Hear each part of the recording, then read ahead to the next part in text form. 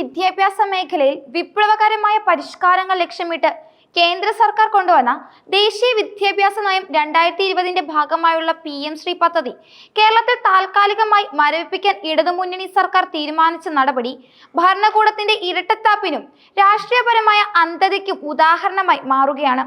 ഈ മരവിപ്പിക്കലിന് പിന്നിൽ CPI-യുടെ എതിർപ്പ് കാരണമായി ചൂണ്ടിക്കാണിക്കുമ്പോൾ കേരളത്തിലെ വിദ്യാഭ്യാസ പുരോഗതിയെ ഭരണകക്ഷികൾ തങ്ങളുടെ ഇടുങ്ങിയ രാഷ്ട്രീയ നേട്ടങ്ങൾക്കായി ബലി കൊടുക്കുന്നു എന്ന ഗുരുതരമായ ആരോപണമാണ് ഉയർന്നു വരുന്നത്. മുഖ്യമന്ത്രി പിണറായി വിജയന്റെ നേതൃത്വത്തിലുള്ള സർക്കാർ വിദ്യാഭ്യാസ മന്ത്രി വി ശിവൻകുട്ടി ഉൾപ്പെടെയുള്ള നേതാക്കളുടെ മൗനാനുവാദത്തോടെ സാധാരണക്കാരന്റെ കുട്ടികൾക്ക് ലഭിക്കേണ്ട കോടിക്കണക്കിന് രൂപയുടെ അവസരങ്ങളാണ് നിഷേധിക്കുന്നത്. പതിറ്റാണ്ടുകൾ പഴക്കമുള്ള 1986 വിദ്യാഭ്യാസ നയത്തിന് പകരമായി ലോകത്തിലെ അതിവേഗം വളരുന്ന ശാസ്ത്ര സാങ്കേതിക നിലവാരത്തിലേക്ക് ഇന്ത്യൻ വിദ്യാർത്ഥികളെ ഉയർത്തുക എന്ന ലക്ഷ്യത്തോടെയാണ് NEP 2020 രൂപകൽപ്പന ചെയ്തത്. കസ്തൂരിരംഗൻ കമ്മീഷന്റെ വിശദമായ പഠനങ്ങളുടെ അടിസ്ഥാനത്തിൽ തയ്യാറാക്കിയ ഈ നയം ആഗോള നിലവാരത്തിലേക്ക് നമ്മുടെ കുട്ടികളുടെ പഠന നിലവാരം ഉയർത്താൻ സഹായകമാകും. കേന്ദ്രഭരണ പ്രദേശങ്ങളിലും BJP ഭരിക്കുന്ന സംസ്ഥാനങ്ങളിലും മാത്രമല്ല, കോൺഗ്രസ് സർക്കാരുകൾ ഭരിക്കുന്ന മിക്ക സംസ്ഥാനങ്ങളിലും ഈ ദേശീയ നയം ഇതിനോടകം തന്നെ നടപ്പിലാക്കാൻ കഴിഞ്ഞു. കേരളത്തിൽ നടപ്പിലാക്കില്ലെന്ന് ആദ്യം വാശി പിടിച്ച ഇടതുപക്ഷ സർക്കാർ ഒടുവിൽ ഡൽഹിയിൽ പോയി ധാരണാപത്രം ഒപ്പിട്ടത് തന്നെ ഈ നയത്തിൽ നിന്നും പൂർണ്ണമായി ഒഴിഞ്ഞു നിൽക്കാൻ കഴിയില്ല എന്ന ഭരണഘടനാപരമായ യാഥാർത്ഥ്യം മനസ്സിലാക്കിയത് കൊണ്ടാണ്. വിദ്യാഭ്യാസ നയം ഭരണഘടനയുടെ കൺകറന്റ് ലിസ്റ്റിൽ ഉൾപ്പെടുന്നു. ഒരു വിഷയത്തിൽ കേന്ദ്രവും സംസ്ഥാനവും നിയമം നിർമ്മിക്കുമ്പോൾ കേന്ദ്ര നിയമത്തിനാണ് പ്രാബല്യമെന്നിരിക്കെ കേന്ദ്ര സർക്കാരിന്റെ സുപ്രധാനമായ ഒരു ദേശീയ വിദ്യാഭ്യാസ നയത്തിൽ നിന്നും പിൻവലിയാൻ ഒരു സംസ്ഥാന സർക്കാരിന് കഴിയില്ല. ഈ വസ്തുത മുഖ്യമന്ത്രി പിണറായി വിജയനും വിദ്യാഭ്യാസ മന്ത്രി വി ശിവൻകുട്ടിക്കും നന്നായി അറിയാമെന്നിരിക്കെ സ്വന്തം മുന്നണിയിലെ ഒരു ഘടകകക്ഷിയുടെ രാഷ്ട്രീയ നാടകം കണ്ട് ഈ പദ്ധതി മരവിപ്പിക്കാൻ സർക്കാർ തീരുമാനിക്കുന്നത് ഭരണപരമായ ഉത്തരവാദിത്തങ്ങളിൽ നിന്നുള്ള ഒളിച്ചോട്ടമായാണ് വിലയിരുത്തപ്പെടേണ്ടത്. കേരളത്തിലെ സാധാരണക്കാരും പാവപ്പെട്ടവരുമായ ഭൂരിപക്ഷം കുട്ടികളും ഇന്ന് ആശ്രയിക്കുന്നത് സർക്കാർ സ്കൂളുകളെയാണ്. നിലവിലെ യാഥാർത്ഥ്യം പരിശോധിച്ചാൽ കേരളത്തിലെ ഭൂരിഭാഗം സർക്കാർ സ്കൂളുകളും ഭൗതിക സാഹചര്യങ്ങളുടെ കാര്യത്തിലും പഠനോപകരണങ്ങളുടെ ലഭ്യതയുടെ കാര്യത്തിലും പഠന നിലവാരങ്ങളിലുമെല്ലാം വളരെ പിന്നോക്കാവസ്ഥയിലാണെന്നത് പകൽ പോലെ വ്യക്തമാണ്. 1000-ലധികം സ്കൂളുകൾ ഫിറ്റ്നസ് ഇല്ലാതെ കെട്ടിടങ്ങളിലാണ് പ്രവർത്തിക്കുന്നത് എന്ന വാർത്തകൾ കേരളം ലജ്ജയോടെയാണ് കേട്ടത്. ഉന്നത പഠന നിലവാരത്തിന്റെ കാര്യത്തിലും ഇതേ അവസ്ഥ തുടരുന്നതിനാലാണ് ആയിരക്കണക്കിന് കുട്ടികൾ ഓരോ വർഷവും അന്യ സംസ്ഥാനങ്ങളിലേക്കും വിദേശങ്ങളിലേക്കും ഉപരിപഠനത്തിനായി പോകുന്നത്. ഇവിടെയാണ് PM-ശ്രീ പോലുള്ള കേന്ദ്ര പദ്ധതികളുടെ പ്രസക്തി ഉണ്ടാകുന്നത്.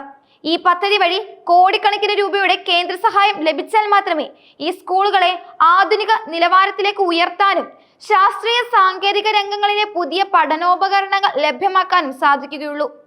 എന്നിട്ടും നരേന്ദ്രമോദി സർക്കാരിനോടുള്ള അന്ധമായ രാഷ്ട്രീയ വിരോധത്തിന്റെ പേരിൽ കേരളത്തിലെ ജനങ്ങൾക്ക് ലഭിക്കേണ്ടതും അവരുടെ കുട്ടികൾക്ക് നിയമപരമായി അവകാശപ്പെട്ടതുമായ ഈ ആനുകൂല്യങ്ങൾ നിഷേധിക്കപ്പെടുകയാണ്.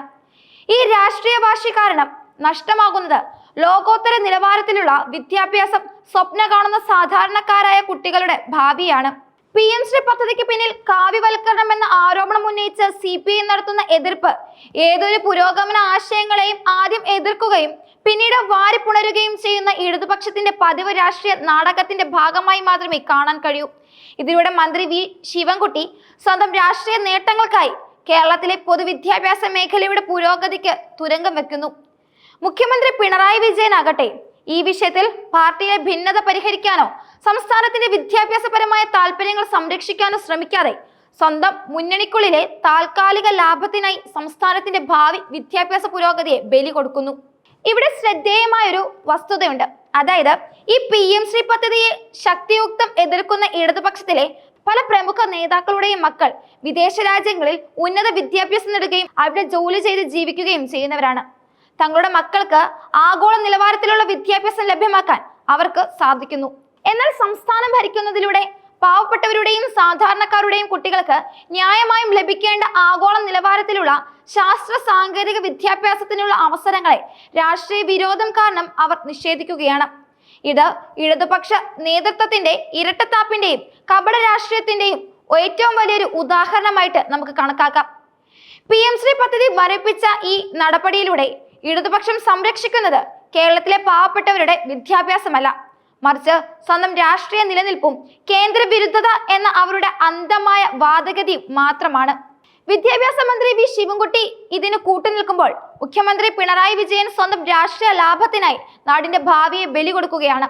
കേരളത്തിന്റെ വിദ്യാഭ്യാസ മേഖലയ്ക്ക് ലഭിക്കേണ്ട കോടിക്കണക്കിന് രൂപ നഷ്ടപ്പെടുത്തിക്കൊണ്ട് നമ്മുടെ കുട്ടികളുടെ ഭാവി ലോകത്തിന് മുന്നിൽ പിന്നോക്കം പോകാൻ ഇടതുപക്ഷം വഴിയൊരുക്കുന്നു എന്ന നിശിതമായ വിമർശനം ഇപ്പോൾ പൊതുസമൂഹത്തിൽ ശക്തമായി നിലനിൽക്കുന്നുമുണ്ട്.